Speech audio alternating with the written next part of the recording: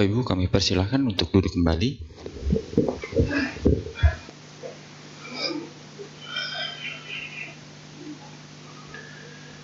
Namo Sakyamuni Buddhaya.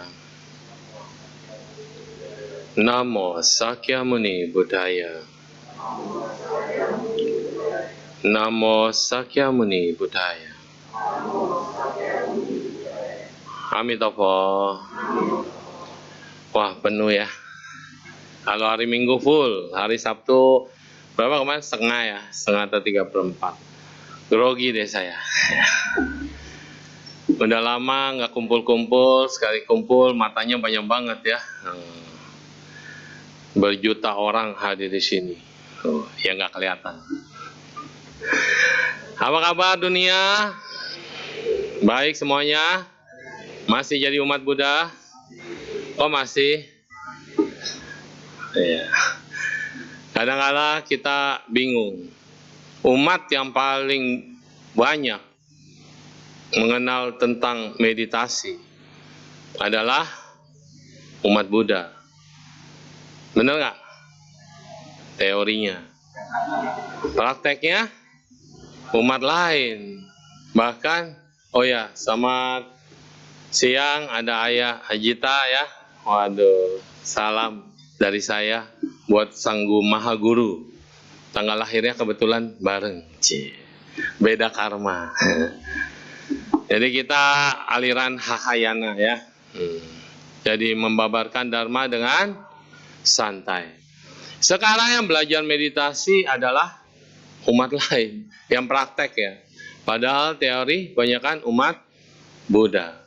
Yang bisa bikin shortcut, lebih cepat, lebih praktis, lebih nyaman, dan membuat bahagia. Bahkan digabungkan dengan ilmu-ilmu lain juga tetangga.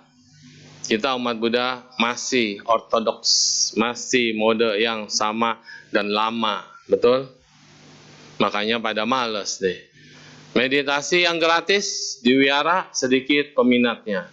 Yang bayar rame, banyak karena ogah rugi. Dan saya sih yakin memang yang bayar itu lebih efektif. Karena kalau Anda sudah bayar, terus santai-santai meditasinya. Keluar nggak ada hasil, bokam guan, betul? Bocuan nggak apa-apa katanya. Tapi kalau udah bayar ya tentu pasti lebih fokus, lebih serius, lebih jalanin. Karena sistem orang Tionghoa ogah rugi, betul? Bener nggak? Jangan iya-iya aja. Karena ketahuan pasti nggak ikutan meditasi. Meditasi sebenarnya buat apa? Buat apa? Tapi makin banyak yang meditasi malah nggak tenang.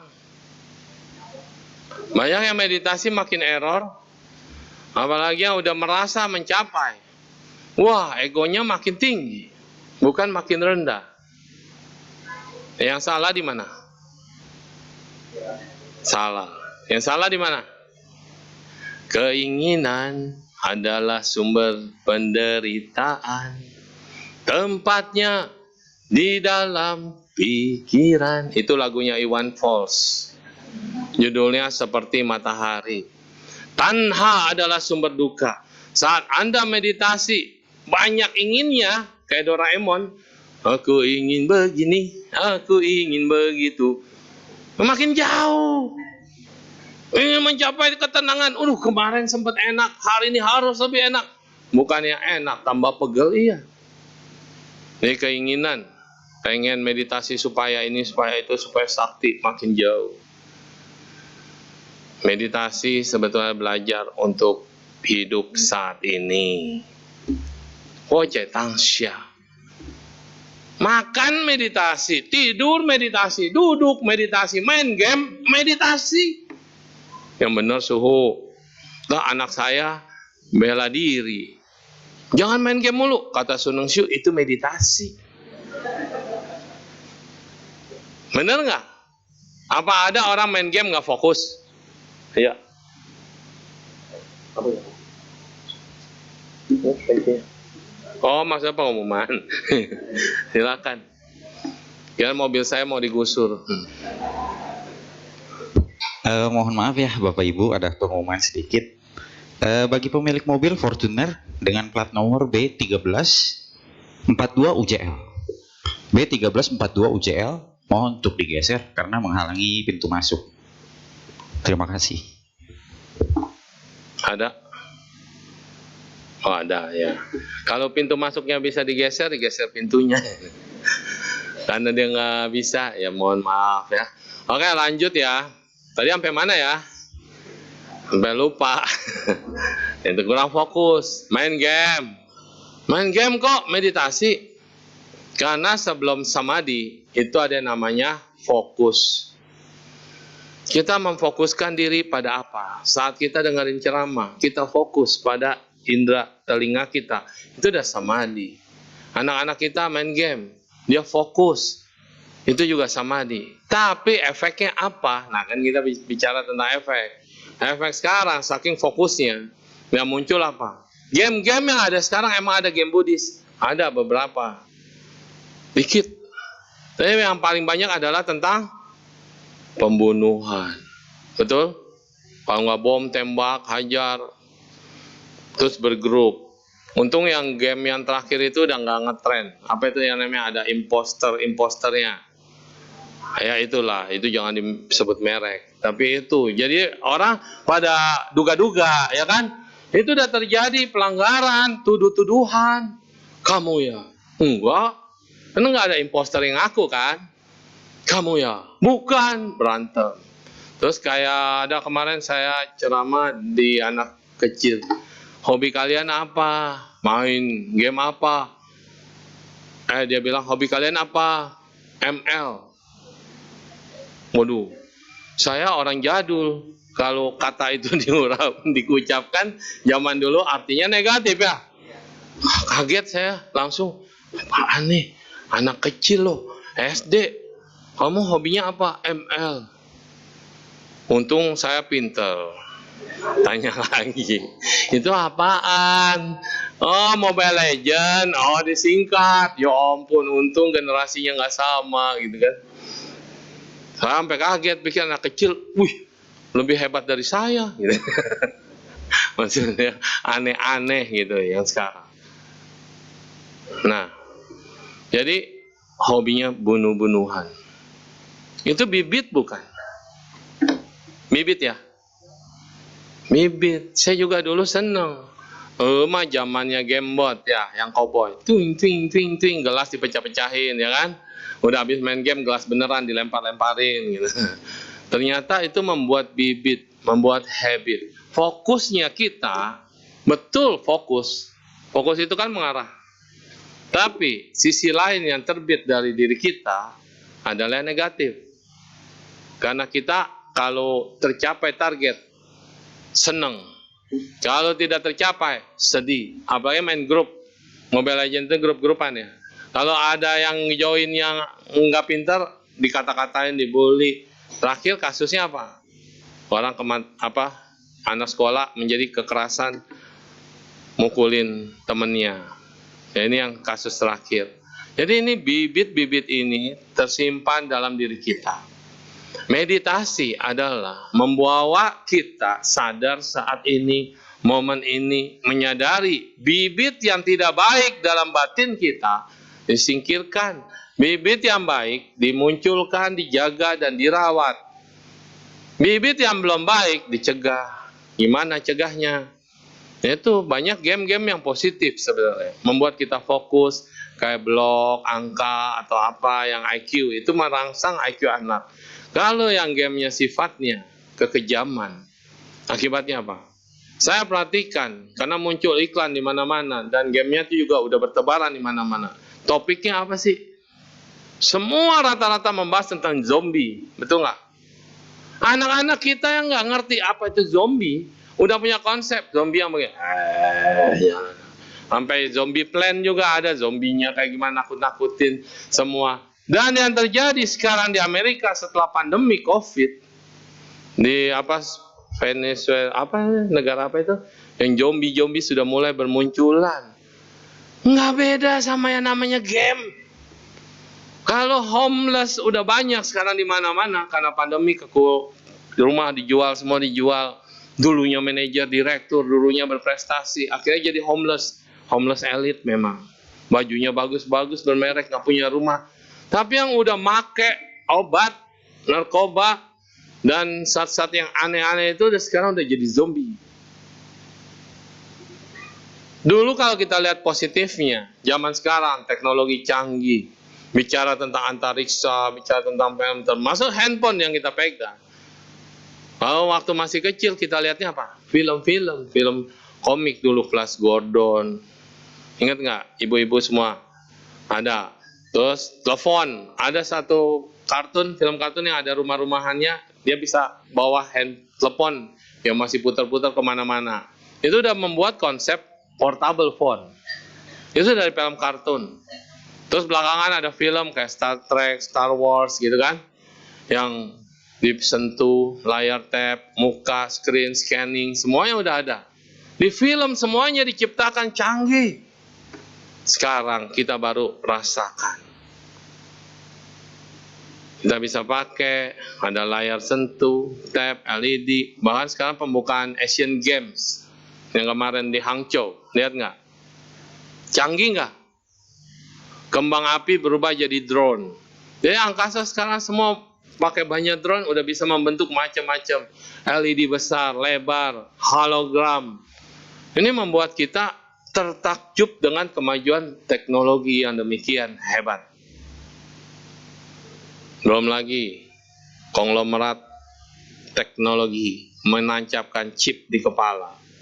Belum lagi kemarin yang kita lihat robot yang mengawasi pertandingan basket atau pertandingan apa? Robot. Karena ininya masih kelihatan ada elektroniknya, kita tahu itu robot. Tapi kalau itu udah diutuh semua jadi kulit, memang ada yang tahu itu robot. Matanya udah mata kayak orang biasa, senyumnya udah kayak senyum biasa. Robot main tenis, robot main badminton, robot main pingpong. Gerakannya udah luar biasa. Nanti zaman-zaman yang ke depan lagi, apa bedanya sama film? Apa? Dulu zamannya Terminator, Arnold Schwarzenegger. Zaman saya kecil, itu jadi fantasi. Itu jadi sesuatu yang wow gitu, nontonnya keren gitu ya. Zaman sekarang, itu jadi kenyataan. AI, ChatGPT, terus ada lagi apalagi canggih lah, bisa bikin movie, bisa bikin apa segala macam. Sampai penipuan pun sudah dilakukan. Tinggal rekam suara, foto, masukin data, dia bisa seperti saya ceramah kayak gini. Besok-besok saya nggak perlu datang sini. Saya tinggal kasih bahannya, nanti mereka olah, tampilin. Saya akan menggantikan Suhu Ningsi. Cuma pakai foto saja, bisa. Tripitaka tinggal masukin, lebih canggih. Kalau saya hafalannya kurang, nanti saya keluar. Wah, Angudikara 3, 540 berapa keluar tutut Sang Buddha bersabda. Udah, nggak usah capek-capek lagi. Betul nggak? Canggih. Lama-lama ladang pekerjaan hilang. Yang jadi permasalahan, ladang kebajikan hilang apa enggak? Orang bilang handphone. Handphone ini sumber bencana. Sampai siapa? Yang dulu Bill Gates ya, terus sama siapa? Microsoft yang udah meninggal, melarang anaknya menggunakan. Kenapa? Pendirinya tahu negativitas dari alat yang diciptakan sendiri. Tapi dunia menggunakan. Sekarang baru ketahuan, vaksin COVID ternyata adalah bagian dari skandal terbesar. Ternyata dalamnya ada gini. Wah, konspirasi tingkat tinggi. Wah, gini. Oh, pusing lah. Jadi kalau kita bicarakan tentang bibit ini sudah ditebarkan di seluruh dunia. Bibit yang menjauhi dari cinta kasih, welas asih, kebahagiaan. Untuk bahagia Anda harus bayar. Kemana? Banyak hiburan.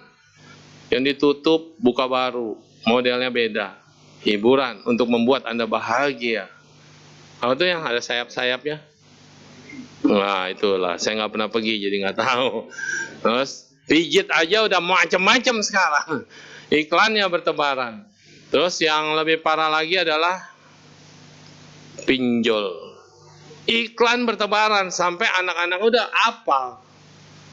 Kamu udah pakai handphone berapa lama? Masukin nomor handphone, masukin rekening, tahu-tahu tagihannya luar biasa.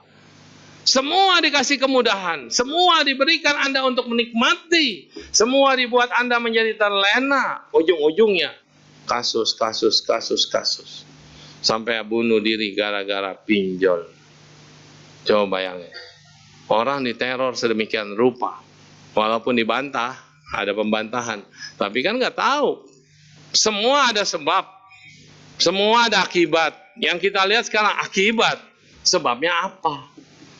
Ya kayak misalnya ya, orang berkata 30 kali bahasa itu diulang-ulang terus. Masuk ke alam bawah sadar. Bener nggak? Itu bahasa hipnoterapi. Jadi kalau Anda nonton iklan, diputar-putar 30 kali. Masuk nggak ke alam bawah sadar? Saya sebut dah, misalnya pasta gigi, yang muncul apa? Air, yang muncul apa? Itu kayak gitu. Kenapa? Udah masuk ke alam bawah sadar kita. Padahal merek lain banyak. Mereknya bukan juga disebutnya itu. Betul? Nah itu. Lama-lama orang tertekan utang. Dia mengutang. Kalau ngutang sama orang, masih mending. Kalau ngutang sama sistem, udah bermasalah. Di data handphone kita, ada berapa teman-teman kita yang tidak bersalah. Karena datanya sudah diretas, jadi mereka tinggal hubungin aja teman-teman Anda. Kenal sama orang ini, dia sudah melakukan ini, dia menggunakan KTP Anda, segala macam, bla bla bla. Mengerikan nggak? Seram. Saya dapat 50 juta, saya dapat 20 juta, saya dapat 80 juta. Apa bedanya ini sama pesugihan? Apa bedanya? Pesugihan, kita mohon-mohon, terus kemudian dikasih Anda kaya.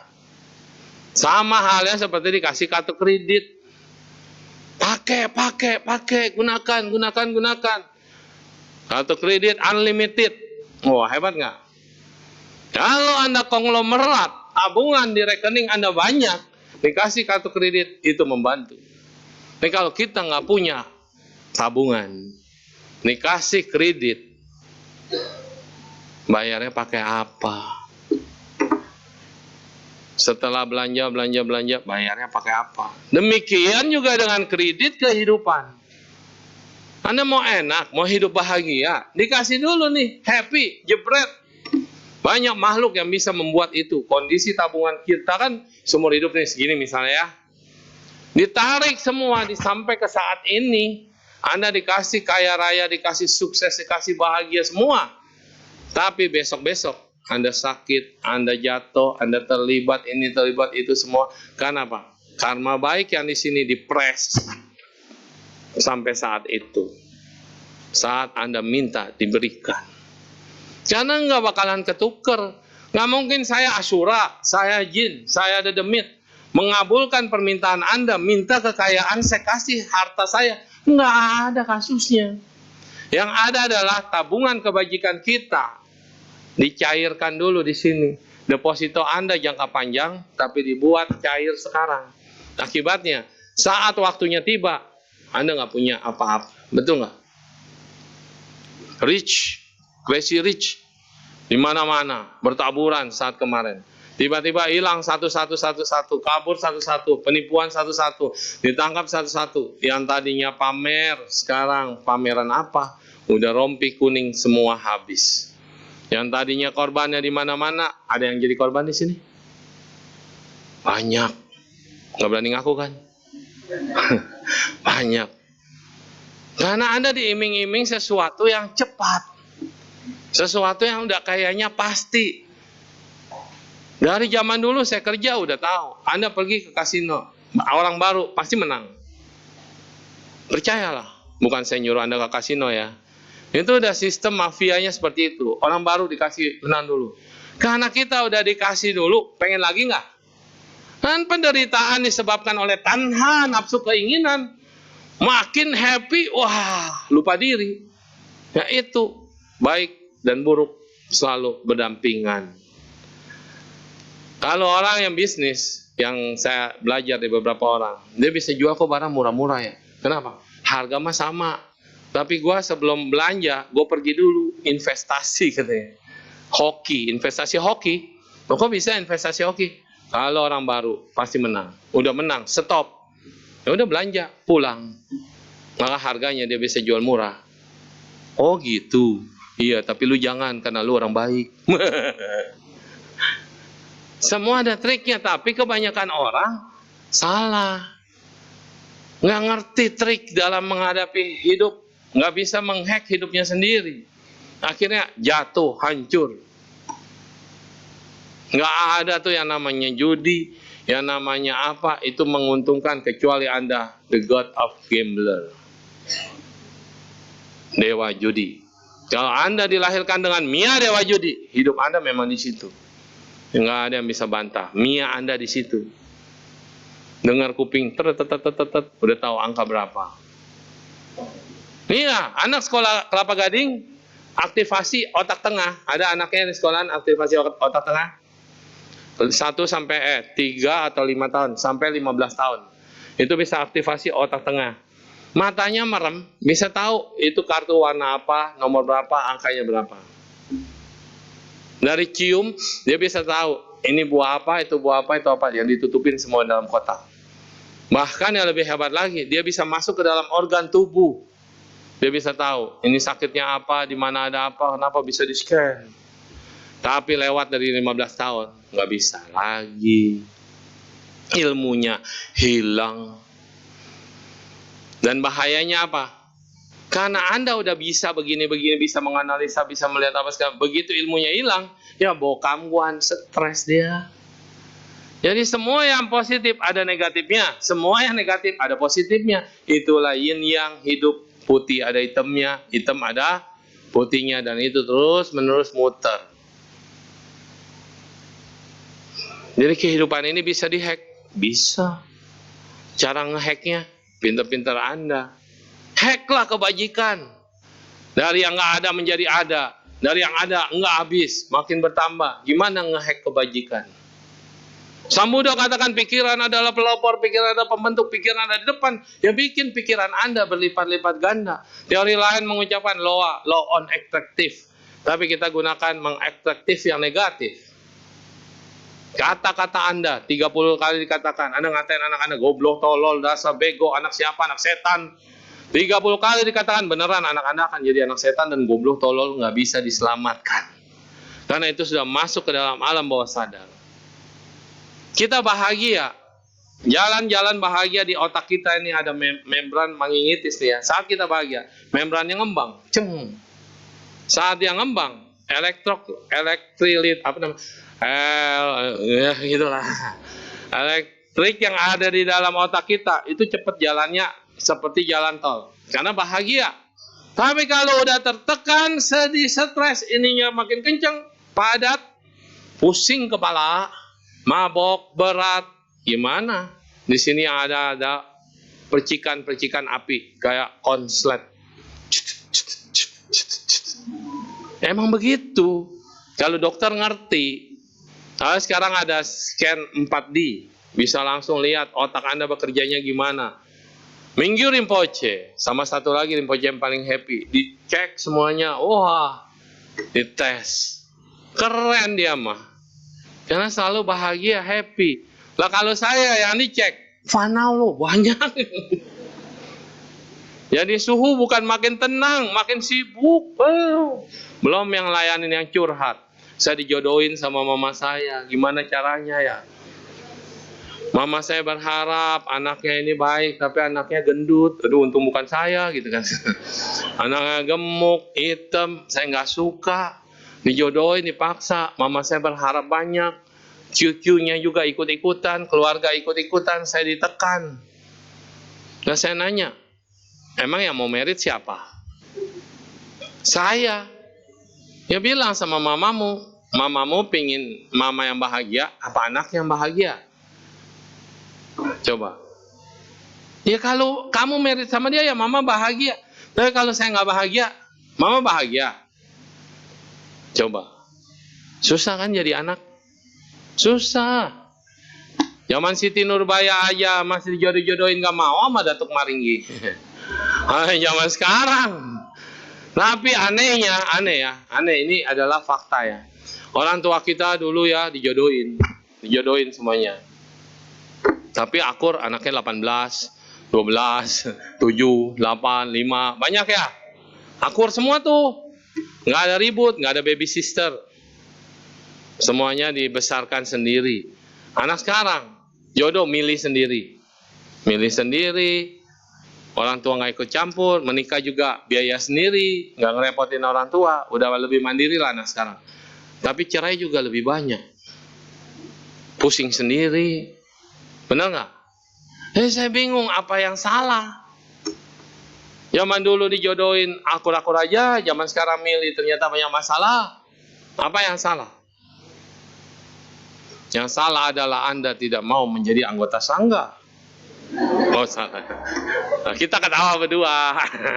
Kalau Anda mau pilihan, hidup adalah pilihan. Emang Suhud tidak kesepian? Enggak lah, ceramah di sini ratusan orang tuh, ya kan? Semua anak-anak adalah anak-anak saya. Cielah, kapan bikinnya nggak tahu. Anak sekolah minggu, anak-anak saya, tanggung jawab saya, tugas saya. Semua orang tua adalah orang tua saya. Pergi kemanapun, Amitofo, mama, ya, papa, akong, ama. Semua orang tua saya. Kenapa? Saya melayani. Semua orang tua adalah orang tua saya. Semua yang muda-muda adalah saudara saya. Cuma satu yang enggak. Semua istri orang bukan istri saya. Itu doang, terlarang. Bingung kan? Gimana sih? Statementnya tidak sinkron. Semua anak saya, semua orang tua saya, semua saudara saya, tapi semua istri orang bukan istri saya. Ya iya, kalau jadi istri saya pusing, istri satu aja pusing. Tanya pada suami-suami. Banyak STI, bukan organisasi sangga ya, suami takut istri. Tapi banyak juga sekarang, pintar-pintar istrinya. Udah gak zamannya lagi, istri itu diinjak-injak. Benar? Yang benar berarti iya itu. Masalah selalu ada, Bu, di mana aja. Bapak juga, Dek, selalu ada masalah. Tidak ada yang tidak bermasalah. Jadi kita bukan lari dari masalah, tapi menghadapi masalah. Anda bisa kaya mendadak. Jangan foya-foya. Gunakan kekayaan yang mendadak itu sebagai satu kesempatan batu loncatan untuk menyimpan.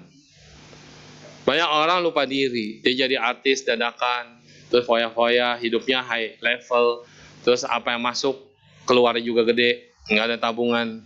Begitu kesempatan itu hilang, karma baik itu kadang-kadang munculnya begitu, dikasih gabruk, kosong, gabruk lagi, kosong, begitu, nggak ada tuh tabungan pohon yang selalu panen, habis di sini panen, ini habis, di sini masih ada panen, nggak ada, random semuanya.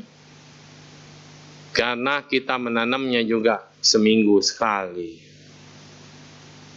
Tetangga kita sehari sholat 5 kali, tambah 1 kali. Kalau tahajud dia malam-malam nangis, memohon, bersujud, menyesal, minta tolong bantuan. Setidaknya 6 kali itu surga diketok-ketok. Malaikat lihat manusianya, aduh apa enggak iba, apa enggak kasihan, betul? Umat Buddha seminggu sekali kudu dipaksa. Ayo kebaktian, entahlah ngantuk, ayo kebaktian. Udahlah penceramahnya nggak enak.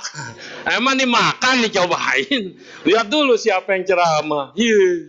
Bukan datang melihat guru kita, itu mah patung. Gue juga tahu itu mah patung. Memang patung bisa ngomong. Kalau patung ini ngomong, Anda kabur, percaya deh.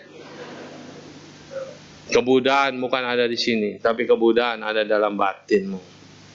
Kesucian ada di sini karena ketutup debu. Tugasnya kita sekarang tukang nyapu, sapu hati, sausinti. Itu tugas kita. Jadi kita ini dijadikan pelayan dalam hidup. Wah, minjem bahasa tetangga. Ya emang bodhisattva emang bukan pelayan. Bodhisattva lah, juru selamat lah. Yesus adalah bodhisatwa karena dia juru selamat. Cuma satu.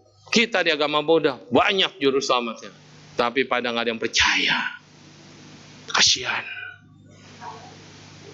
Masuk neraka, ditakut-takutin. Kalau Anda tidak percaya Anda masuk neraka, dibakar api neraka. Maaf, saya Mahayana. Di neraka ada Ticang Wangpusa. Namo Ticang Wangpusa. Siapa yang pernah baca namanya?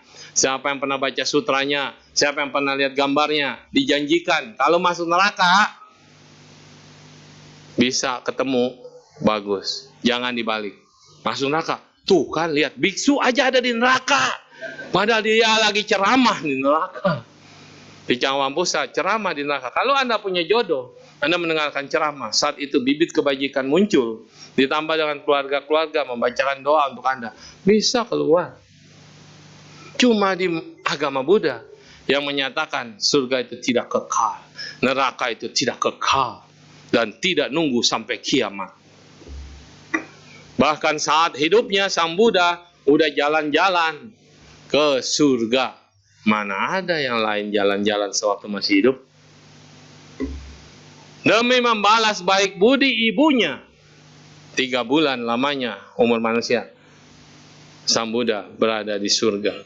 Awalnya mau ke surga keempat Tusita, tapi karena kasihan dewa-dewa tingkat rendah nggak bisa ikutan, akhirnya turun ke surga tingkat 2 supaya dari Brahma bisa turun, dari bawah bisa dengar.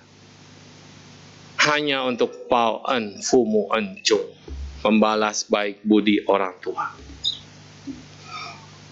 Padahal beliau hanya 7 hari bersama Ratu Mahamaya. Walaupun 7 hari itu orang tua Anda harus balas budi. Tuh, hebat. Buddha yang ngajarin. Majapahit Gotami adalah ibu sambung. Bahasa kasarnya ibu tiri.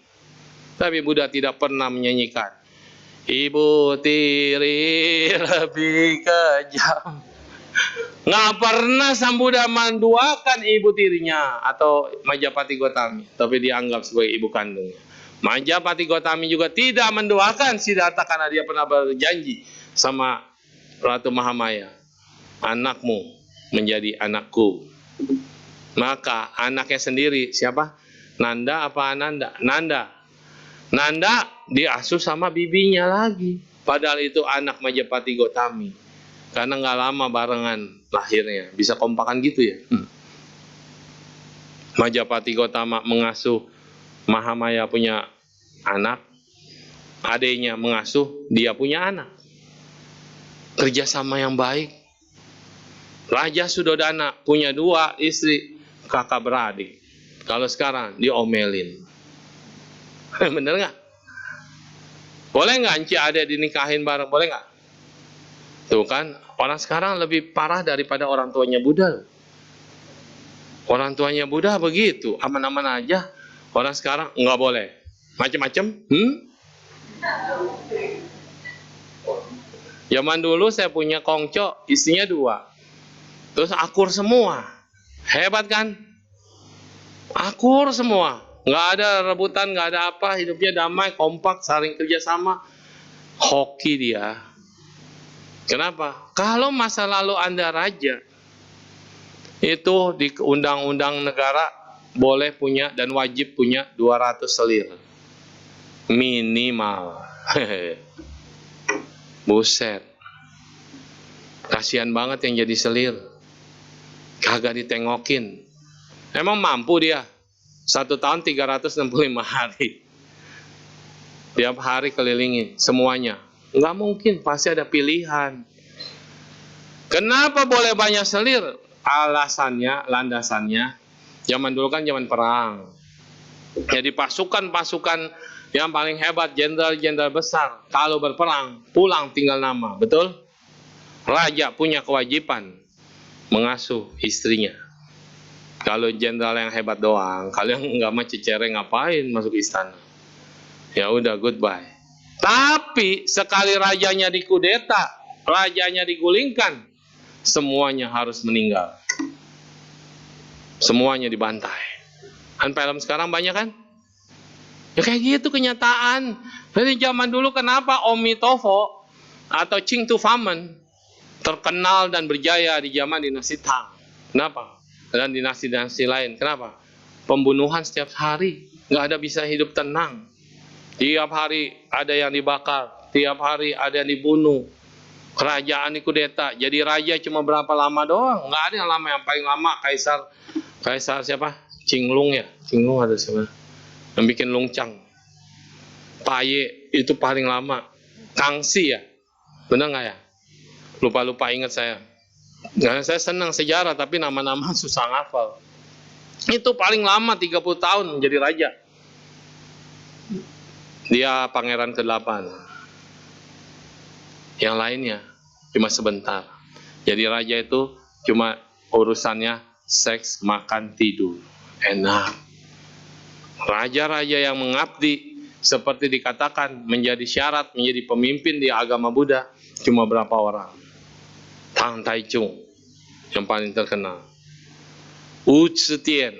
Wu Zetian dalam sejarah adalah wanita yang paling kejam di dunia. Kaisar pertama wanita.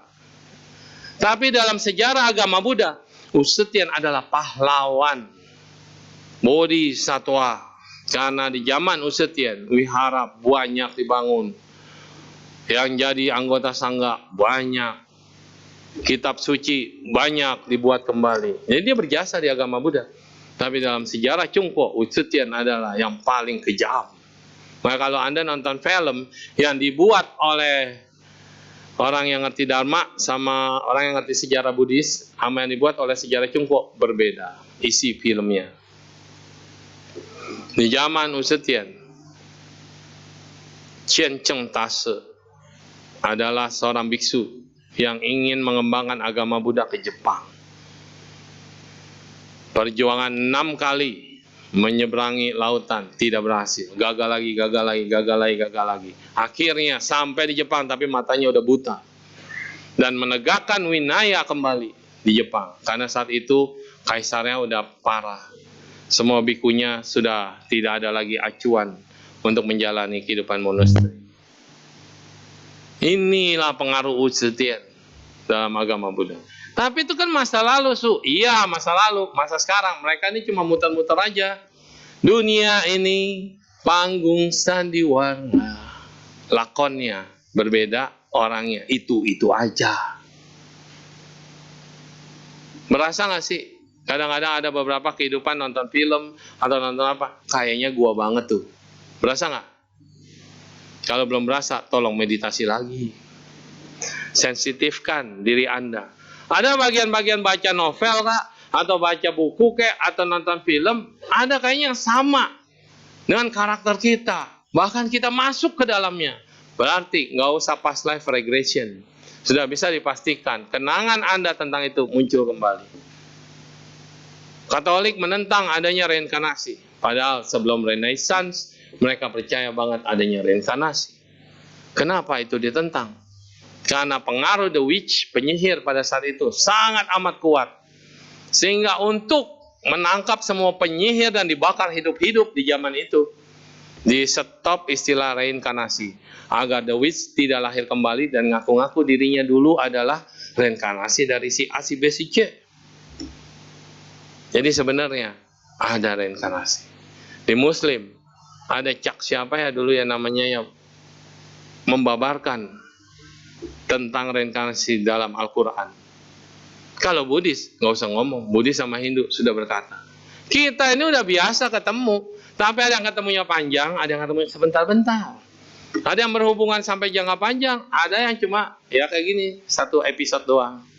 Saat ini Anda lihat saya lihat Anda, besok udah goodbye. Karena nggak ada jodoh yang kuat. Tapi ada beberapa yang terus-terusan, kayak si Leo, muncul melulu dalam hidup saya, begitu kan? Berarti memang ada hubungan, gitu kan? Tapi jadi murid nggak mau, jadi sesiung juga milih-milih, pusing kan? Ya ini namanya jodoh. Ada yang lain saya nggak kenal, ketemu di jalan juga, sunyi sombong amat, nggak lupa. Kecuali muka-mukanya di depan-depan ini, yang belakang mah nggak kelihatan, bukannya saya sombong. Dan saya juga budak sebelah kiri, jadinya kalau Anda ngobrol dari kiri, ya nggak kedengeran. Kenapa telinga saya dari kecil nggak dengar? Saya bersyukur. Mata ada 2, bisa ngelihat, betul? Mulut ada berapa? Kenapa? Coba ya, kita renungin lagi. Mata 2, hidung lubangnya berapa? 2, kupingnya berapa? 2, mulutnya berapa? Kenapa 1? 1 aja bawelnya setengah mampus. Apalagi 2. Halo, yes, what are you doing? Ayo gini, ngobrol dia sendirian. Yang 1 keluar yang baik-baik, yang 1 keluar yang jahat-jahat, yang ini ngomel lihat. Kenapa lu ngomong begitu? Biarin, suka-suka gue. Pusing nggak Anda? Untung mulut cuma 1. Dan saya juga bersyukur, telinga saya 1. Coba kalau telinga 2, harus dengar makian orang, kritikan orang, semua yang nggak suka sama saya, berita-berita burung, berita hoax. 1 aja udah bikin masalah, apalagi 2. Jadi di tengah kecacatan kita harus bersyukur. Benar nggak? Orang matanya buta, tapi lukisannya lebih bagus daripada yang matanya bisa melihat. Hatinya lebih jernih karena dia melihatnya pakai mata hati. Kalau kita pakai mata-mata juga nggak benar-benar. Benar nggak? Bisa lukis, jago, bisa. Itu yang menang American Got Talent, siapa? Si Putri ya? Udah kayak Stevie Wonder kan? Suaranya bagus, bisa main piano. Aneh. Saya punya mata aja nggak bisa. Gimana? Hitam sama putih. Terus kemarin ada siapa? Stephen Tom bilang, zaman dulu orang negro semua cuma mainin yang hitam doang. Bisa jadi You Rise Me Up, jadi lagu. Karena dilarang menekan yang putih. Saya juga dulu waktu masih kecil senang mainin tus-tus hitam. Kenapa? Itu jadi nada oriental. Coba Anda coba ya. Teng tong, jadi kayak nada kecapi. Ternyata hidup itu. Udah punya mata, nggak bisa main musik. Punya telinga, punya mata, nggak bisa nari. Chen Shou Kuan Yin, itu penarinya semuanya tuli dan bisu. Gimana dengerin musiknya? Coba. Saya disuruh nari dengerin musik, kagak masuk-masuk gerakannya. Coba. Nah, set. Kagak kompak. Gimana? Chen Shou Kuan Yin tuli loh, bisu loh. Bisa. Kompak. Nggak kedengeran musik, gimana tahu ininya, ketukannya. Gimana dia menikmati. Kakinya buntung, tapi bisa jadi penari balet. Wah, hebat nggak? Kita ini udah beruntung, tapi tidak bisa apa-apa, skill terbatas. Tapi mereka yang terbatas, skillnya tidak terbatas. Dunia ini adil sebenarnya, karena mereka mau menghadapi hidup. Mereka tidak lari daripada kenyataan hidup. Itulah yang disebut tidak lari dari duka. Hadapi duka, lihat sebabnya duka, jalankan di jalannya yang benar. Jalan yang benar apa? Pandanganmu harus benar. Saya punya mata, pandangan saya nggak benar. Saya buta, hati saya bisa melihat. Pandangan saya tetap benar. Tahu mana yang benar, mana yang tidak benar. Pikirannya benar. Pikirannya benar. Banyak orang mukanya baik, mulutnya baik, pikirannya. Awas loh. Tunggu tanggal mainnya. Pau chow, pau chow. Balas dendam. Pikiran kita nggak benar. Saya jadi biku, pusingnya juga banyak. Mendingan jadi murid, anteng-anteng, disuruh sini pergi, suruh sana pergi. Begitu udah disuruh ngelola wihara sendiri, pusing. Wihara nggak punya duit, pusing. Operasional gede, pusing. Nggak ada umat, lebih pusing. Kan mendingan jadi murid kan? Bisa kemana-mana ceramah, wihara orang kita masukin, bukan menjajah ya. Mabarkan, kau wihara sendiri. Saya di mana-mana diundang, suruh datang. Tapi udah punya wihara sendiri, kok nggak ada yang datang ya? Kan pusing. Bener nggak? Jadi semua harus mikirin ini. Belum lagi nanti punya murid. Muridnya nih tipenya bagaimana? Ada yang ngelawan gurunya, ada yang nggak suka diatur, ada yang diomelin malah membangkang, ada yang cuma senang sembahyang doang, ada yang senang ceramah doang. Karakter murid juga beda-beda. Kayak kita punya anak. Kalau Anda punya istri, punya anak, no problem. Ada tanggung jawab, lah saya. anak orang jadi anak saya. Istrinya mana? Membina rumah tangga di wihara tidak sama dengan membina tangga di rumah. Di wihara karakternya. Kalau anak saya umurnya di bawah masih bisa nurut, tinghua. Kalau umurnya udah di atas saya, dia jadi sangga baru masuk jadi murid saya, udah 60 tahun, diomelin gua kurang ajar. Nggak diomelin entar gede kepala. Gimana membimbingnya? Pusing nggak? Jadi anggota sangga jangan dibilang nggak ada fanau. Fanau tetap ada, tapi kita tidak lari dari fanau. Ujungnya sakit sendiri. Tapi setidaknya saya lebih berani, mau maju, mau melangkah, mau melayani, itu aja. Mau meninggal, guru saya barusan jalan. Ada yang kenal? Kak Ali Jutaliko kenal? Kenal nggak? Gak pernah diundang ya? Pernah. Itu paling hebat loh. Saya dulu waktu masih SMA, setiap kali mereka liburan, beliau liburan, karena tinggalnya di Wat Bohor Nifes, tempat Bantewin berada dan Sanggaraja berada. Jadi murid kesayangan Sanggaraja dulu.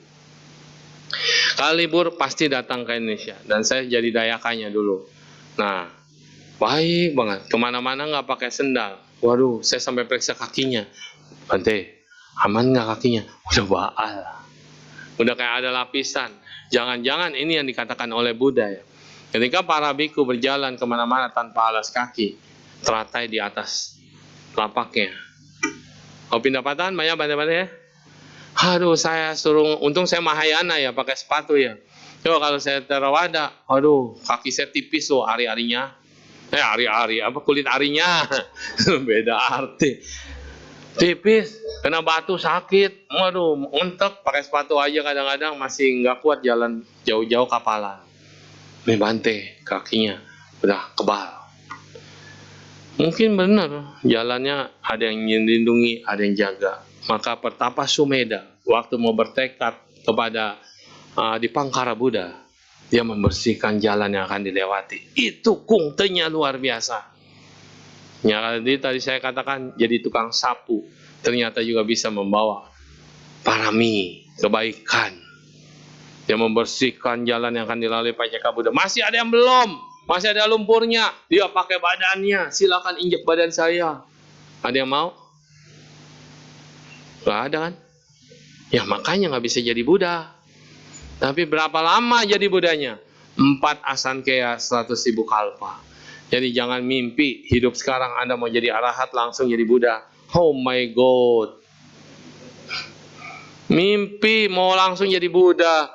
Ya kalau Anda udah lewatin 4 asankheya 999,999. Sekarang paramimu lengkap jadi Buddha.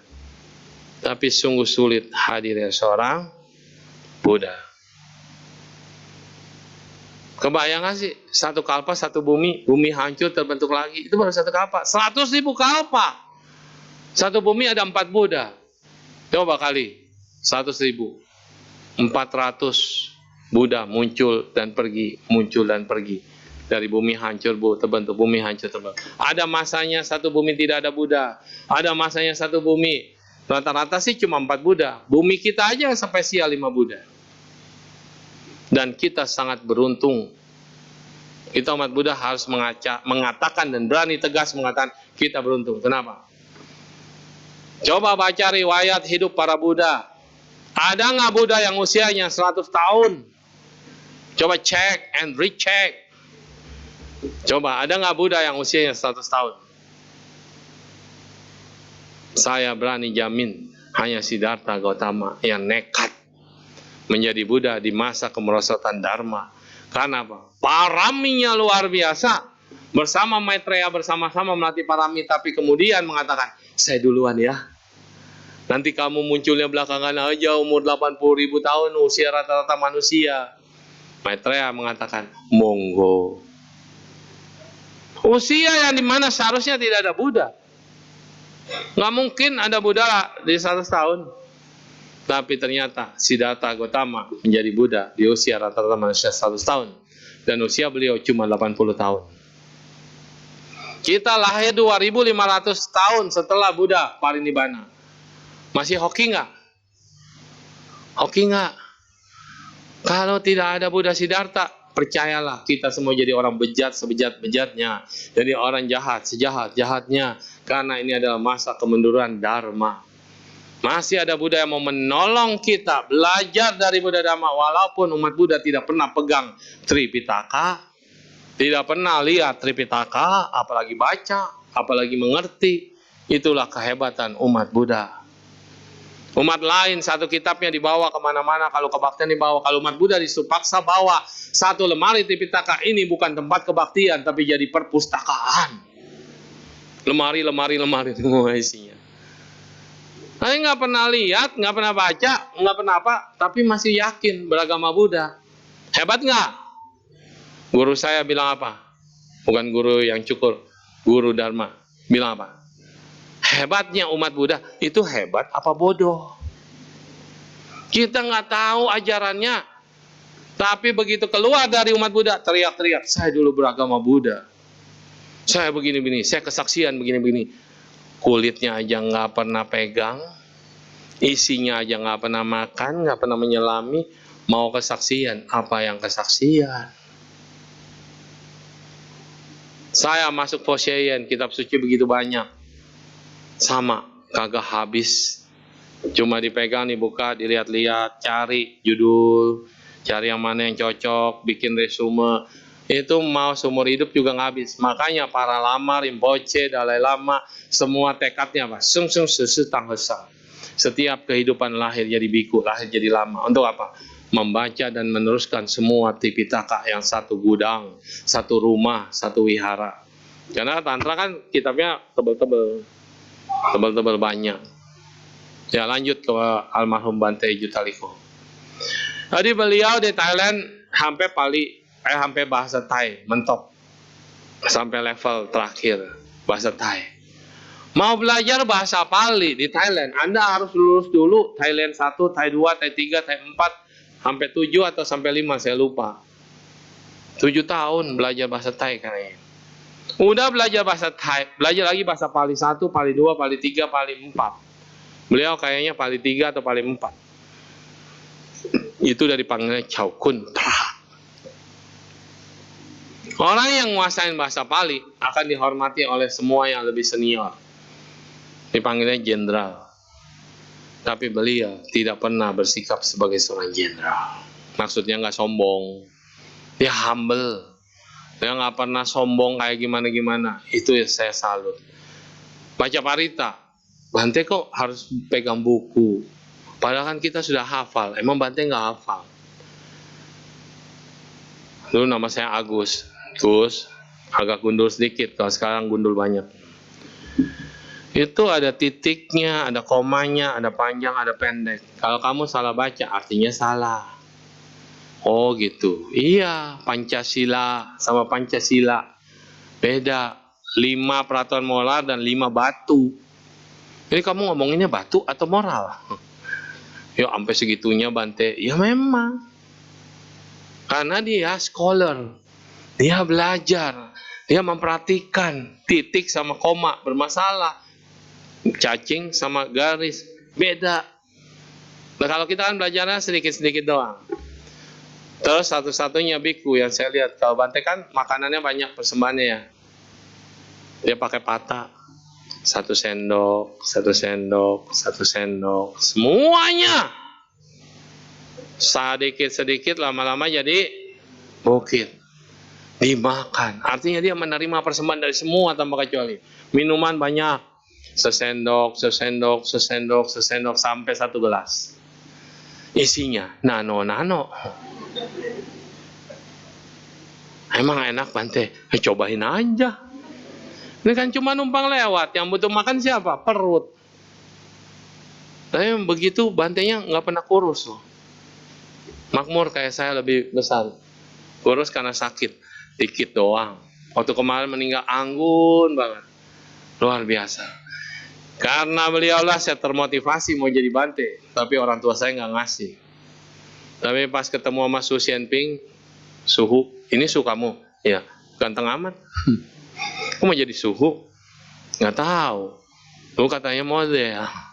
Oh gini, ya udah boleh. Langsung dikasih jadi suhu. Mungkin jodohnya bukan jadi biku ya. Nah, jadi Bante nggak dikasih. Sampai berapa lama nggak dikasih. Akhirnya jadi suhu cuma gitu doang. Ketemu waktu mama saya ama 1 tahun, suhu diundang. Semua saudara-saudara yang semua agama ngumpul. Bukan mau dengerin dhamma, mau ngelihat orangnya. Dulu waktu ngkong Bante Sudimano, tahu, udah lepas jubah. Itu bantenya ganteng banget. Mancung kayak Bante Giri lah, cuma putih. Semua saudara-saudara yang pendeta banyak banget ngumpul. Bukan mau membantai. Kan biasa kalau itu kan debat melulu ya. Cuma mau melihat. Terus begitu baca doa, lama 1 jam. Kok hafal ya? Bahasa dewa lebih jago dari bahasa roh. Tuh. Itulah yang namanya kita bisa menolong saudara. Indiannya begini ya udah. Tapi kita lihat satu-satu guru yang hebat jalan. Tahun ini banyak banget. Dari Plum Village. Terus guru saya meditasi Bante Wimala Ramsi Mahatera. Dan juga jalan. Kemarin Sister Kema. Terus Acan Lungpo yang hebat-hebat jalan tahun ini. Master Singin. Saya 4 tahun di Fokwangsan. Waktu Pak Baja Theravada mimpi tidur siang. Itu saya belum kenal Mahayana, belum kenal Tantrayana, cuma tahu-tahu dikit banget. Tidur siang lagi Pak Baja Theravada. Mimpinya apa? Aneh loh. Ada gedung tinggi, eskalatornya tinggi, jalan. Terus mereka turun, Dalai Lama dan rombongan jubah merah semua. Saya kaget. Saya cuma sendirian, masih umat awam, jalan. Terus saya lihat Dalai Lama natap. Tatapannya, getarannya, wah, cinta kasih itu nggak main-main, Bapak Ibu Saudara. Begitu menatap langsung bergetar. Ting. Saya turun dari eskalatornya, mereka masih tunggu di bawah. Terus diting begini, come to my place. Tapi malah ke Fokwangsan saya. Nggak pernah ke India ketemu langsung Dalai Lama. Saya jadi Mahayana, belajar di Fokwangsan, yang ketemu Master Singye. Dan satu-satunya guru yang saya anggap hebat untuk kehidupan masa sekarang. Beliau tidak pernah mengatakan saya sakit, saya batalin ceramah. Nggak pernah. Terus saya harus nulis. Tiap hari di surat kabar itu satu kumpulan. Beliau tiap hari nulis. Saya dulu nggak percaya. Biasanya itu selalu ada ghostwriter. Tahu ghostwriter? Yang nulis orang lain. Asistennya, muridnya. Paling dia kasih inti-intinya aja. Yang ngembangin biasanya penulis. Ini enggak. Saya saksikan sendiri. Ini udah tua ya, udah umur 80-an lah gitu. Matanya udah lamur, udah nggak bisa lihat, belum yang belakangan. Belakangan kan usianya udah 90 apa 100 meninggal. 90 lebih ya. Dia ngomong, sampai begini dia ngomong ceramah. Poin 1, 2, 3, 4. Master Singin selalu mengutarakan khotbah itu dibagi 4 poin. Selesai berhenti ngomong, dia suruh yang ngetik. Kan pakai Word bisa dihitung ya. Ada berapa huruf? Dia tanya, ada 200 berapa huruf? Pas. Gimana caranya sambil ngomong, terus sudah bisa memecahkan bagian 4, dan begitu titik, angkanya bisa sama. Karena kebiasaan nulis dari muda. Hebat. Terus waktu tangannya patah, beliau selalu pegang tasbihnya di depan umat. Dokter bilang, ini harus pakai ini, apa band ya? Ya pakai band. Kalau nggak bisa ini. Master bilang, lepasin. Saya mau ceramah di 5.000 umat. Di kayak hall GBK gitu. 5.000 lebih ya kayaknya. Saya mau ceramah. Master tidak bergerak. 2 jam lebih ceramah. Tanya jawab 1 jam lebih. 4 jam duduk. Tidak bergerak. Jadi kalau dikatakan Mahayana, tidak banyak bodhisatwa yang hidup. 4 bodhisatwa besar, tinggal 1 yang masih ada di Taiwan. Master Cheng Yen, Buddha Seci. 4 ini dikatakan 4 serangkai, 4 bodhisatwa. Karena berhasil mengembangkan Buddha Dhamma ke seluruh dunia. Master Singin berkata, dari tidak ada apa-apa, memiliki banyak apa-apa, tapi semuanya bukan milikku. Saya hanya bangun buat umat Buddha. Saya membabarkan dharma untuk dipakai kehidupan sehari-hari. Humanistic Buddhism. Luar biasa. Itu satu. Saya salut. Pernah saya kerja bakti ya. Disuruhnya di tempat master. Saya lihat buku begini banyak. Emang dibaca semua. Ada orangnya di belakang. Ada tasnya di belakang. Ambil satu aja. Kaget saya. Padahal itu saya dalam pikiran loh. Wih, bisa baca batin loh. Kaget, syok langsung. Sampai jiper saya. Deg-degan. Ambil satu buku aja. Kamu bacain judulnya. Dan sembarang buka. Ya saya bacain judulnya. Semoga maaf Tasya. Terus Tasya bilang, kira-kira isinya tentang ini. Cun. Dan beliau ceramah. Kenapa bisa begitu? Jadi kalau kita kan balaknya 3 di sini ya. Yan Tuan Ice O, Yan Siu Ice San, Setu Ice Chung Sen. Ini 3 sumpah yang kita ucapkan ketika dibakar ini. Memotong segala kejahatan, menambah kebaikan, menolong semua makhluk. Master saat itu masih muda. Belum 20 tahun. Jadi biksu. Dibalak 12. 12 hiu. Apa yang terjadi? Shortcut memorinya hilang. Gimana? Anda pernah punya handphone? Tiba-tiba SD card-nya rusak, datanya hilang semua, dan tidak bisa merekam. Saking panasnya. Ini saya 3 nangis loh. Saya bilang, baca nih info. Namo Amitofo. Sampai Amitofo. Ceret, ceret. Amitofo, ceret, ceret. Kayak pistol air keluar air mata. Saking panasnya. Apalagi 12. Ada Samaneri, orang Malaysia, cantik banget, benar-benar cantik.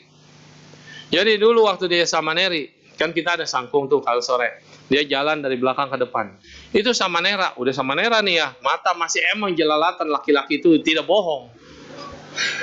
Itu dia jalan dari ujung, semua begini jalan, sampai dia ke altar. Terus kemudian balik lagi ke altar sampai ke belakang, itu kan cuse, namanya dia cuse, ingin mempersembahkan makanan. Semua Samanera itu baik yang muda sampai yang tua. Begitu kayak Buddha datang. Makanya saya nggak bayang gimana Bikuni Upalawana ya, cantiknya kayak apa. Itu masih anak, masih belasan tahun sih, 20 tahun lebih ya, 20-an. Tapi mengundang pesonanya. Dan dia satu-satunya atau beberapa orang? 9 balaknya.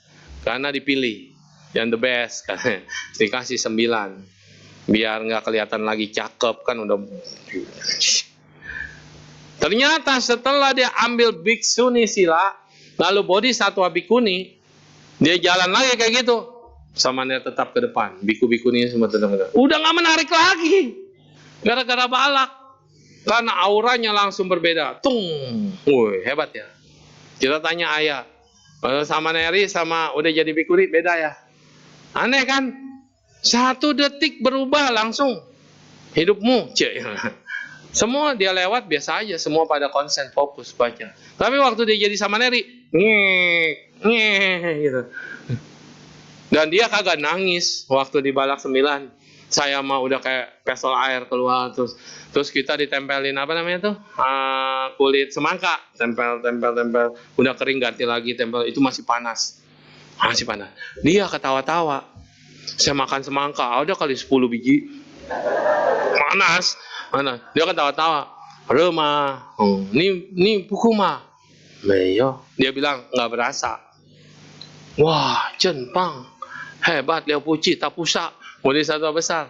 Iya, malah dia bisa pecicilan, ketawa-tawa, nggak perlu makan semangka. Terus udahannya kita tidur. Udah tidur, pagi-pagi bangun dong. Udah nggak sakit, udah nggak panas. Dia pagi-pagi juga melayani kita, karena ada sukongan, canglo-canglo pada makan. Dan kita kan yang dari Kuwait makan bareng, yang dari luar negeri makan bareng. Terus dia bilang apa? Dia nggak tidur. Jam 1, jam 2 baru terasa panasnya kayak ada api di sini sampai pagi. Panas kata dia. Aduh nangis. Yang lainnya udah pada tidur, kanan kiri tidur, dia nggak bisa tidur. Jadi terlambat rupanya karena udah saking panasnya ya, hilang rasa sakitnya. Terus baru mulai dingin, baru berasa sakit, dan itu luar biasa sakit. Masa dingin kena syarafnya, dan kemudian dia nggak bisa hafal apapun. Sehari 1000 nama Buddha Pai, nama Kuan Yin Pusasi, dia Pai Kuan Yin Pusa, Cukucunan Kuan Yin Pusa, nama sekarang. Sehari 1000 kali nama sekarang, nama sekarang. Sampai berapa tahun gitu. Dan ajaibnya, setelah itu dia punya photographic memory. Wah, ada yang punya photographic memory? Jadi kita kayak mata kita kayak kamera beneran, dicekrek, ting, semua tulisan bisa hafal dan kebaca. Yang saya tahu ada satu teman di Shanghai, dia juga photographic memory. Dia pianis, dia cuma lihat gini doang, udah dia hafal langsung. Jadi pandangannya kayak ngelihat tuts, kayak ngelihat balok, nada balok. Dan moderator kita yang sudah meninggal waktu COVID, teman saya, saudara juga ya, dianggapnya Wedianto Hanggoro, itu juga photographic memory. Dia ambil sarjana hukum, kitab sucinya, kitab hukum kan banyak tuh, dia bisa hafalin, luar biasa. Dan dia kalau nonton film bisa ngomong lagi sama persis kayak isi filmnya kayak apa. Kalau saya nggak bisa. Itulah orang-orang hebat, termasuk master. Jadi saya lihat dari tadinya hilang, terus kemudian bisa mendapatkan dari apa? Mau merontokkan si ego, namaskara 1000 kali. Pasrah hidup Anda, memberikan kita pada Fopusa. Nah, itulah cerita orang-orang hebat, guru-guru saya, termasuk Bante Wimala Ramsi. Waktu talk show kemarin di Taman Palem, jam berapa sih? Nggak kelihatan. Talk show di Taman Palem, Bante sakit apa? Usus buntu parah. Ususnya udah, kalau meledak bisa racun. Dokter sudah panik, semua sudah panik. Bante besok itu mau talk show. Satu hari sebelumnya saya ditelepon. Suhu, bisa nggak ke rumah sakit? Kenapa? Takutnya Bante tidak sempat lagi talk show. Jadi Su yang gantiin. Hah? Biku bule dari Amerika, semua guru besar meditasi. Masa tiba-tiba saya nongol, bisa ditimpukin saya sama penonton, audiens. Wah, saya bilang nggak bisa, jangan saya cari yang lain. Nggak bisa, Bante tidak diizinkan oleh dokter. Terus saya ke rumah sakit. Bante ceramah, ngomong terus, diranjang, kasih kita khotbah. Terus saya tanya, Bante, nggak sakit? Are you hurt? Terus beliau bilang apa? Seorang guru sudah ngajarin teknik meditasi 6R. Recognize, realize, terus apa? Relax, dan re-smile, senyum, re-object, dan ulangi kembali, repeat. 6R ini dipraktekkan. Kalau saya tidak sanggup mempraktekannya, saya tidak layak jadi guru. Akhirnya besokannya Bante maju talk show. Ambulan udah siap, dokter udah siap. Bantenya senyum-senyum, dokternya tegang. Jadi manusia-manusia hebat dalam hidup ini muncul, dan dia ada nunjukin bukti kepada kita dalam keadaan kritis pun demi Buddha Dharma mereka sanggup. Itu bukan cuma cerita di atas dongeng dan di atas kertas. Benar-benar luar biasa. Oke lah, capek saya. Nah, cukupkan sampai sini. Artinya hidup adalah duka. Iya, kalau nggak duka nggak seru. Kenapa? Lahir aja dibilang duka. Semua orang happy birthday to you, umurmu kurang 1. Itu kan duka. Tapi kita senang, bahagia merayakannya. Anak lahir, senang luar biasa. Padahal anaknya nangis. Ada nggak anak yang dilahirkan terus ketawa? Nggak ada ya. Kalau ada, anaknya bilang anak setan. Nah, orang tuanya bilang, anak nangis waktu dilahirkan. Kenapa? Aku lahir lagi. Ya, hadapilah dengan sukacita. Hadapilah dengan sekuat tenagamu. Maka jalan selalu ada. Dan jangan pernah lari dari jalan Buddha. Ada yang nawarin yang lain-lain biar umat saya berkurang. Nggak apa-apa. Tolong bilang, kita gantian. Saya ikut kamu, tapi minggu depan kamu ikut saya. Mau? Iya dong, cengli dong. Pacar beda agama gimana, Su? Ya ngajak mulu ke sono, nggak apa-apa, kalian gantian. Gantian. Nanti lama-lama ya temuin saya, ngobrol-ngobrol, ya kan? Mana tahu bisa pindah jadi umat saya. Bukan umat saya, maksudnya umat Buddha. Kenapa? Karena belum tahu. Anda dikasih supermarket, tapi ada mall, pilih mana? Karena di dalam mall ada supermarket. Ya itulah. Kalau enggak, ngapain saya pindah ke sini? Saya kalau mau jadi di sana mah udah lumayan. Tinggal teriak-teriak aja. Angkat tangan saya, saudara. Nah, saya pergi tuh ke sekolah di sini tuh daerah Pluit. Umat Buddha makin dikit. Kasihan. Saya tanya, surga ada berapa? Ada berapa? Di agama Buddha ada berapa? Ada berapa? Jangan-jangan pada nggak tahu. Ada berapa? Ada 6 surga di agama Buddha, 20 alam Brahma, alamnya pencipta, creator. I'm the Lord, I'm the Father of everything, I'm the creator. Kalau nggak percaya, baca Brahmajala Sutta. Maha Brahma mengatakan, I'm the Lord, I'm the creator, I'm the Father of everything. Bahasa Inggrisnya sama persis. Itu baru penghuni surga tingkat ke-9. 8 menteri-menterinya, 7 followernya, 6 di situ ada dewa Maraputa dewa, penggoda yang dibilang tetangga iblis. Di atasnya masih banyak Brahma. Kenapa Brahma-Brahma di atas nggak ikut campur sama urusan manusia? Karena mereka cuma ngurusin pikirannya sendiri, nggak kepo sama yang lainnya. Tapi kalau Maha Brahma masih butuh follower. Dan kapan kita bisa masuk ke surga? Saat Anda meninggal, saat itu juga langsung masuk ke surga. Jangan nunggu sampai kiamat. Kalau nunggu kiamat, Anda udah lama-lama jadi manusia, banyak berbuat baik, banyak berbuat jahat, banyak salah jalan. Nunggu sampai lama, udah kiamat. Masih di sidang, kagak lulus. Taruh kata 55% berbuat baik, 45% berbuat jahat. Masuk mana?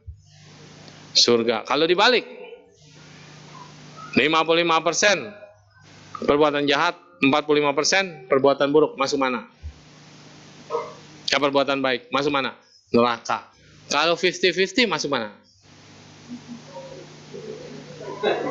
Anda ketok pintu surga, halo, saya mau masuk.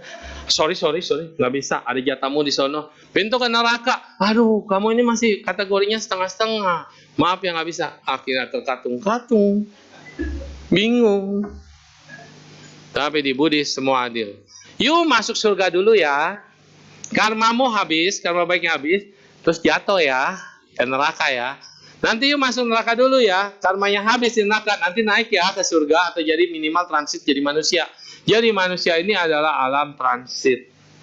Kalau Anda jatuh dari dewa, turun jadi manusia, masih bisa memperbaiki karma baik, naik lagi ke atas. Tapi kalau udah jatuh ke bawah, I'm sorry, surga besar, ada 8 surga dingin, ada 8 surga panas. Keluar dari panas, masuk ke dingin, sampai Anda panas dingin. Masuk lagi, surga tingkat menengah, ada gope. 500 surga tingkat menengah. Terus keluar lagi, masuk ke surga tingkat kecil. Banyak, tidak terhingga. Terus keluar dari neraka mau kemana? Sorry, masuk dulu alam peta. Keluar dari peta, ada 21 peta besar. Keluar dari peta ini, masih peta itu. Peta pemakan darah, udah selesai impas. Peta pemakan kotoran binatang. Kenapa? Waktu masih hidup mulutnya kotor. Yang keluar kotor, makan tuh kotoran binatang. Kotoran manusia, semua kotoran dimakan. Keluar dari situ, lahir lagi jadi ini. Keluar dari alam setan, lahir lagi jadi binatang. Jadi nyamuk, pok, mati, lahir jadi lalat, lebih gede kan badannya. Pok, pakai raket, cetet. Lahir lagi jadi kutu, lahir lagi jadi apa? Kecoa, lahir lagi jadi binatang berkaki 2, lahir binatang melata, binatang berkaki 4, sampai akhirnya binatang yang bermanfaat, jadi gajah, jadi kebo, jadi anjing, baru tuh. Berapa lama prosesnya? Lama. Makanya jangan jatuh dulu baru naik, tapi naik dulu, jatuh naik lagi, jatuh naik lagi. Emang bisa Su? Kalau mau bisa, kalau enggak ya udah goodbye my love. Oke, cie, minta Pak.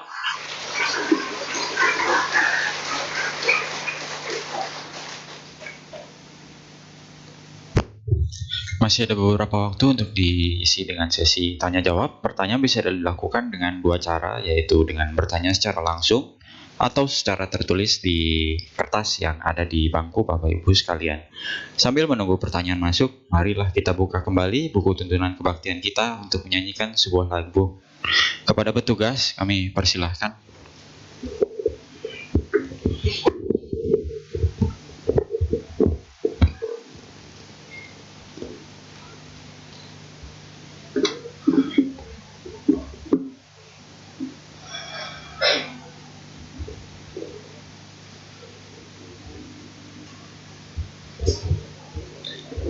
Untuk lagu kedua, kita akan menyanyikan satu buah lagu dengan judul Love is Miracle pada halaman 115.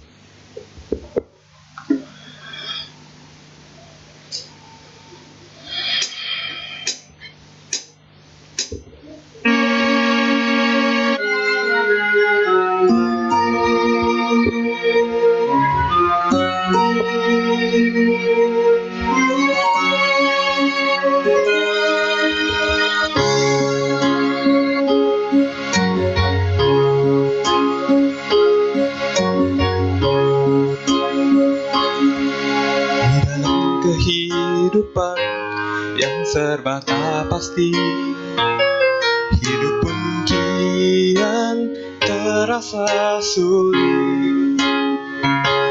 Hati yang resah terus berkelana hanya untuk mencari kedamaian.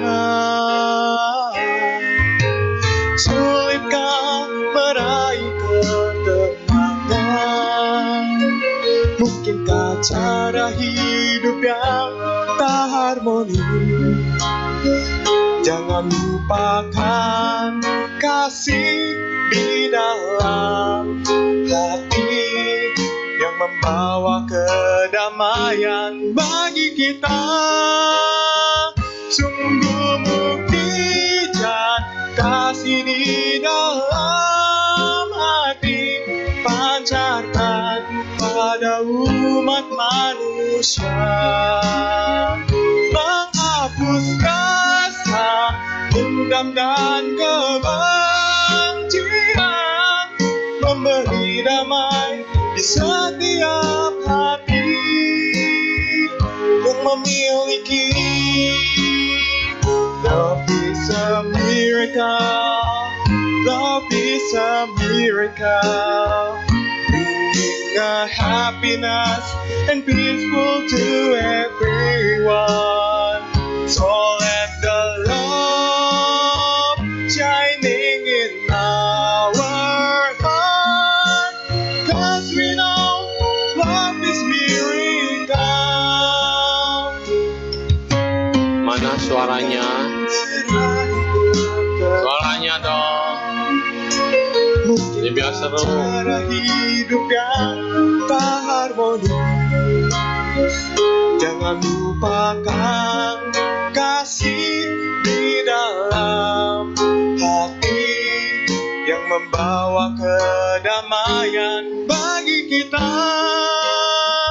Sungguh mukjizat kasih di dalam hati pancarkan pada umat manusia, menghapus rasa dendam dan kebencian, memberi damai di setiap hati yang memiliki.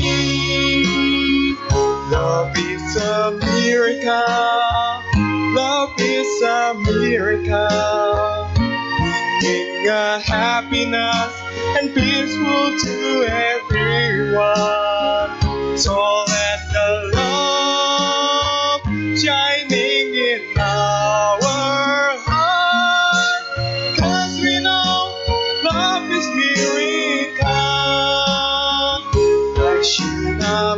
神奇，爱是那么神奇，带给我们快乐、幸福和平静的感觉，让这份爱放光在我们心，因为爱是那么神奇。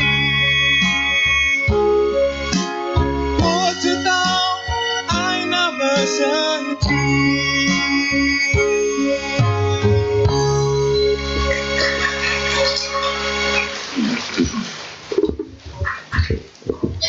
Baik, kini tiba saatnya untuk sesi tanya jawab. Apakah ada yang ingin bertanya secara langsung?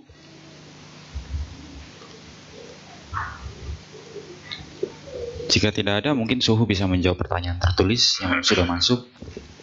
Ya, ini kita bedanya sama umat tetangga. Nyanyi aja masih meditasi. Saya tanya ya, kenapa muda-mudi jarang mau ke wihara? Kenapa? Katanya kalau yang nyanyi, kebanyakan pemimpinnya doang yang nyanyi. Terus kalau yang lain cuma kumat kamit, baca mantra katanya. Ya memang chiefan itu berbeda ya. Kalau di sana, pujian, nyanyian itu ditunjukkan kepada Tuhan. Jadi pakai hati. Nyanyi bisa sampai nangis, nyanyi bisa sampai ingus keluar nggak sadar. Karena pakai hati. Umat Buddha nyanyinya meditasi. Suaranya pelan. Iya, katanya nggak boleh nyanyi. Yang nggak boleh nyanyi itu adalah biku zaman Buddha, lahir di India. Di India, tahu sendiri orang India, nggak boleh dengar suara sitar dan pohon. Bener nggak? Itu udah goyang otomatis ngomong aja ngoyang-ngoyang. Ada ke depan, ada ke belakang, ke samping. Jadi itu kurang layak dengan irama-irama musik India. Nggak mudah larang. Kalau pergi lagi ke Cungpo, pakai flute, pakai kecapi, suaranya itu elegan. Suaranya itu masuk. Nah, sekarang bisa dipakai sebagai pengantar meditasi, gitu ya. Nah, jadi lagu-lagu Buddhis masih beruntung kita banyak yang menciptakan lagu Buddhis. Walaupun lagunya kadang-kadang masih flat. Kalau tetangga udah sampai seru-seru gitu ya. Udah pakai band, udah pakai apa. Di New York, Pokewangsa New York, juga mereka pakai band. Seru, pakai gitar listrik, pakai apa. Dan kita udah ada di Indonesia Buddhist worship. Tapi komennya yang menjatuhkan umat Buddha sendiri. Di saat ada umat-umat kita atau anak Anda atau teman-teman kita pindah ke tetangga, dan di saat Buddhis mau mereform dirinya supaya tidak ke sono, nyangkut dulu dong di sini, gitu kan? Tapi dihantam juga. Sehingga Anda lebih senang kalau mereka pindah betulan, betul. Buat saya ditanya, gimana Su? Dari zaman Buddha ada yang namanya gatha. Gatha itu syair, pujian, nyanyian.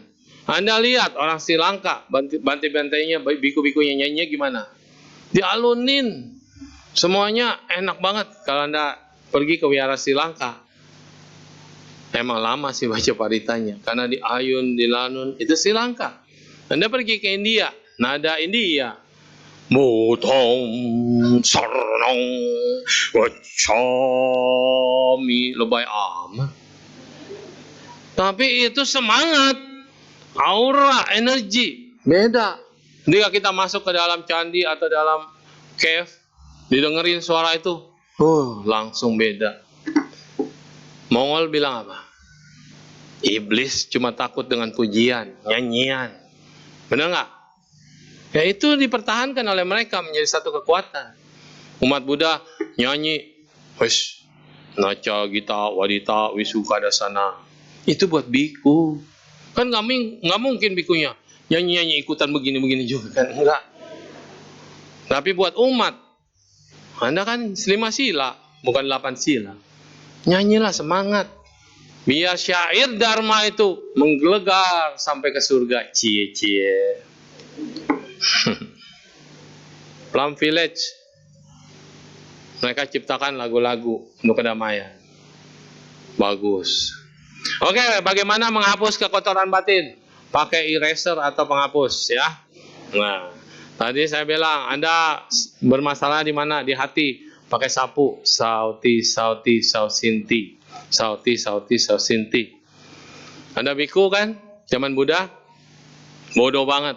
Ngafal depannya, belakang lupa. Hafal belakangnya, depannya lupa. Siapa? Sudi Pantakaya. Dia akhirnya cuma ngelihat ini, kertas putih, bukan kertas, kain putih. Dilihat ke matahari, dia cuma ngeliatin gini. Lama-lama pencerahan. Kalau dalam Mahayana ceritanya dia nyapu, sapu hati, sapu hati. Mantranya itu sapu hati, sauti sausinti. Lama-lama dia merasa yang harus disapu itu ini apa ini? Oh, dua-duanya. Pencerahan. Setelah pencerahan langsung arahata maga dan pala. Kokonya yang tadi nganggap adiknya blow on, holol, lambat malah. Pencerahannya kalah sama adiknya yang tadi dibilang blow on. Jadi pada dasarnya orang di dunia nggak ada yang bodoh. Pencerahan itu seketika spontan.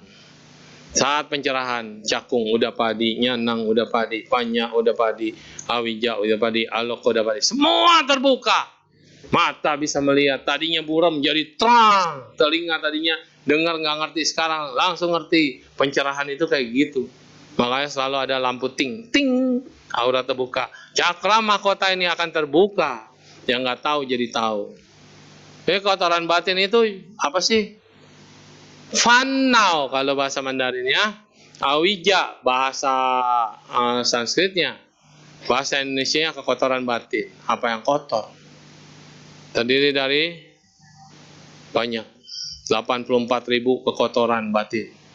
Disingkat lagi menjadi 3, loba, dosa, dan moha. Cara ngapusnya, aloba, dosa, dan amoha. Mana bisa? Ya udah sedikit-sedikit, tidak membenci dikit, tidak serakah dikit, tidak bodoh dikit, banyak belajar, mau melihat, mau mencoba. Udah itu aja. Ya. Jadi gini-gini aja. Batin sapu bersihin hati, sapu bersihin hati. Emang berhasil begini-begini. Ya daripada Anda nyanyi sakitnya tuh di sini di dalam hatiku. Sakit di sini dipegang-pegang terus, tapi kalau membersihkan kagak mau begini-begini, gimana sih? Ya, yang nanya paham? Nggak usah perfect. Jadilah tukang sapu dulu, melayani dan bekerja buat diri sendiri dan buat orang lain. Sisi Amitabha. Udah ya, nggak ada pertanyaan ya? Ya, oke, saatnya makan siang. Sekian Dhamma Desana pada kebaktian hari ini. Kami segenap umat dan pengurus Wihara Bhuit Dhammasuka mengucapkan terima kasih kepada Suhu Siensing atas Dhamma Desana pada hari ini. Semoga semua makhluk hidup berbahagia. Tadiyata Om, Gate, para Sam Gate, Bodhisoha. Semoga semuanya dapat mencapai jalan kebenaran, jalan kesucian, dan dapat mencapai cita-cita tertinggi Nibbana. Amitabha.